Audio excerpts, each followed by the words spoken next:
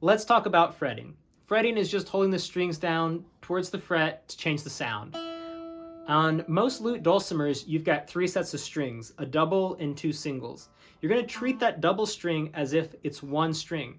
Your instrument might also only have 3 strings, so you're going to play the one that's furthest away from your face or closest to your feet. And for us, it's a double string. So we're going to use one finger, squeeze firmly, and since I'm right-handed, I want my finger to be just to the left side of the fret. If I was left-handed, it would be just to the right side of the fret. We're putting it right there because it requires the least amount of pressure to get the string down onto the fret. If our finger is on top of the fret, some of our finger is going to be on the wrong side of the fret, and it's going to sound muted.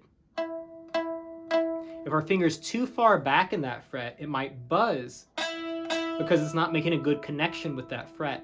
So somewhere towards the middle or just behind the fret is going to give us the best sound. Same thing applies if we're switching strings. If we go to the middle string, right behind the fret, or the bass string as well. But you'll notice my finger's arched. You're pushing straight down like you're pushing a button. That way you're not interfering with the other strings. If you strum it, you'll hear all those strings ring. So make sure as you're reaching over and fretting lower strings at times that you're not interfering with those other strings. And don't push down too hard or else you're going to wear out your fingers. You want to find an amount of pressure that's just hard enough to hold the string down to change the note value.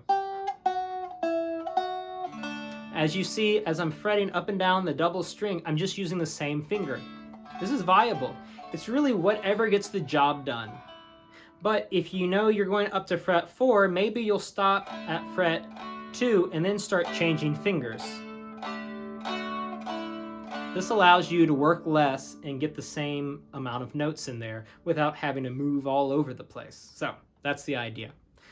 All right, so that about covers fretting. We know that we need to keep that finger curled, that we need to be just before the fret to get a nice sound and not make a buzz.